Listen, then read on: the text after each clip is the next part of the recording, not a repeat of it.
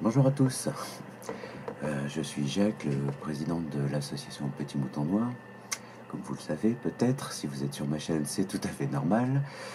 Je viens aujourd'hui vous présenter une vidéo qui me tient énormément à cœur. C'est une vidéo sur le deuil animalier. En effet, je tiens une maison de retraite pour chiens et chats. Et depuis 10 ans, j'en suis approximativement aux 75 accompagnements de fin de vie que je réalise. Et il me paraît important de vous expliquer comment je procède. C'est d'ailleurs la question qu'on me pose le plus souvent, c'est comment tu fais. Et la deuxième chose que me disent les gens, c'est jamais je ne pourrai faire ton métier. Alors le deuil est quelque chose de très très particulier qui peut prendre des tournures très différentes selon votre état d'esprit, votre état de santé, selon beaucoup de paramètres qui sont totalement incontrôlables. Donc le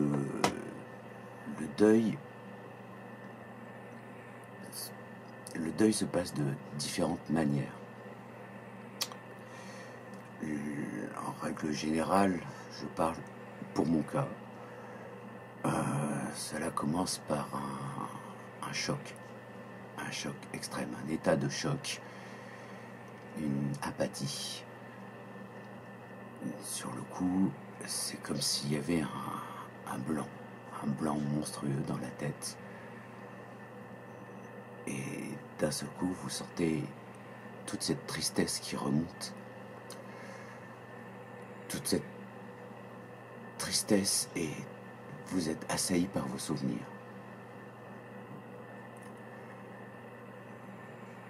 Tout animal vous apportera forcément tout au long de sa vie des bons moments, de mauvais moments. Il vous faudra faire la part des choses et choisir quels sont même pas à choisir d'ailleurs, et vivre avec les souvenirs. C'est peut-être ce qu'il y a de plus difficile. Alors, comment faire pour accepter le deuil? La seule solution que je connaisse, que j'utilise, c'est de pleurer. Cela peut paraître simple, mais le fait de pleurer est un soulagement énorme. Alors, je sais que traditionnellement, dans notre éducation, on nous apprend à ne pas pleurer, ou tout du moins de cacher le fait que l'on pleure parce que l'on est autrement considéré comme j'ai pas de terme non vulgaire pour dire comment certaines personnes m'ont traité parce que justement je pleurais. Les pleurs sont quelque chose d'essentiel. C'est ce qui vous permettra d'évacuer votre tristesse. Et c'était essentiel de pleurer. Par la suite, vous pouvez avoir un passage de colère contre vous-même. Est-ce que j'ai bien fait les choses au bon moment? Est-ce que j'en ai pas trop fait? Vous pouvez avoir également énormément de culpabilité. Mais il faut savoir passer outre. Plus vous allez être en colère contre vous-même, plus vous allez culpabiliser, plus long sera votre travail. Alors, un petit conseil, suite à un décès, vous allez vivre avec ce que j'appelle le membre fantôme. C'est-à-dire qu'au fur et à mesure de la vie que vous avez eue avec votre animal, vous avez développer des habitudes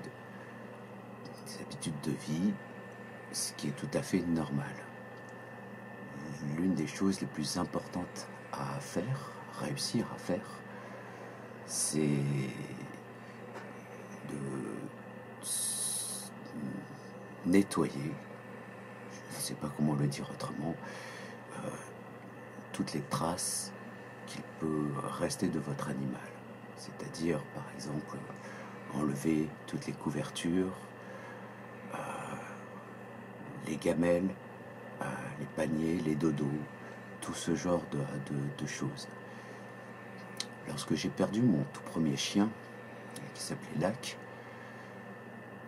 je n'arrivais pas à retirer son panier, et une amie que je remercie énormément, Aude, est arrivée à la maison, a vu le panier de mon chien qu'elle aimait énormément, et elle s'est mise à pleurer en me disant: mais comment tu fais?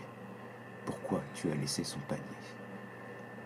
Ça m'a tellement marqué que ça m'a toujours servi depuis toutes ces années.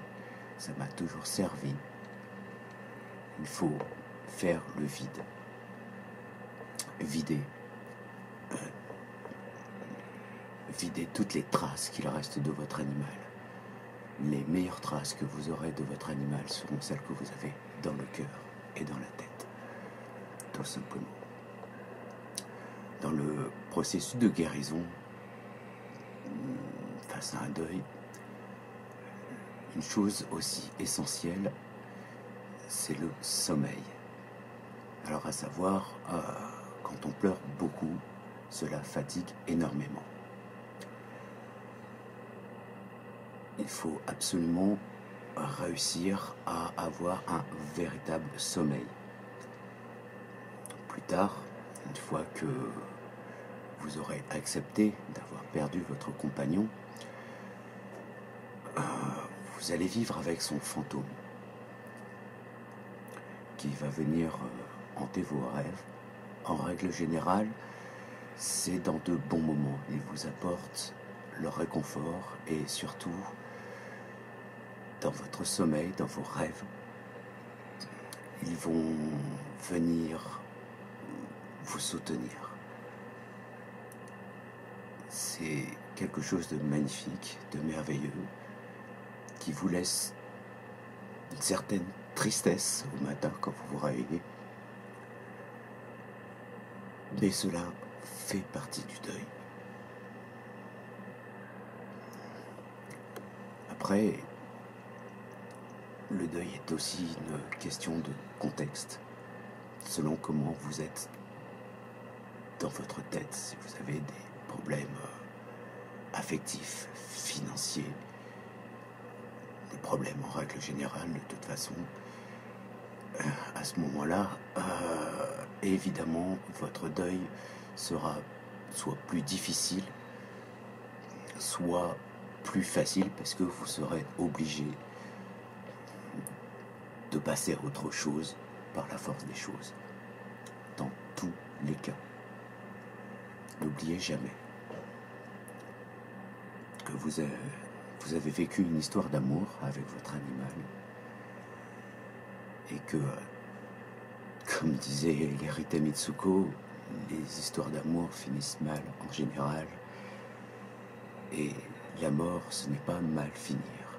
La mort, c'est la fin de quelque chose, la fin d'une aventure, la fin d'une histoire d'amour. Et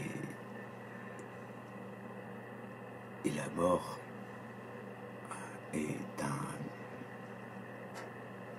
j'ai pas de mots. Voilà. Et dans n'importe lequel des cas, souvenez-vous d'une chose, c'est que l'amour est éternel. Voilà. C'est sur ces quelques mots que je finis cette vidéo. Donc si cette vidéo vous a plu, n'hésitez pas à cliquer sur le petit pouce en dessous, à me laisser des commentaires si vous voulez que j'aborde d'autres sujets concernant mon travail dans la protection animale depuis pratiquement 20 ans. Si vous voulez nous aider, vous avez aussi tous les renseignements sous cette vidéo. N'hésitez pas à me poser toutes les questions que vous voulez. Je ferai mon maximum pour vous répondre. Voilà. Les chouilles à vous et à bientôt.